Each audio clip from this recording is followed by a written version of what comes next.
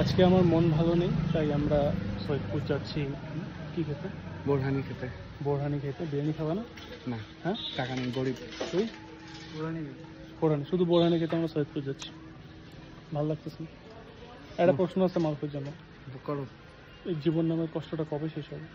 তোমার তো শেষ হবে না। জীবন মানেই যন্ত্রণা, জীবন মানেই কষ্ট। ঠিক আছে, যাই। চলে আসছি আমরা সৈয়দপুরে। সৈয়দপুরের ঐতিহ্যবাহী হোটেল তাজির গ্র্যান্ড হোটেল। বোরহানি খাচ্ছি, দাম 40 টাকা। ভালো লাগতেছে, অনেক কষ্ট লাগে।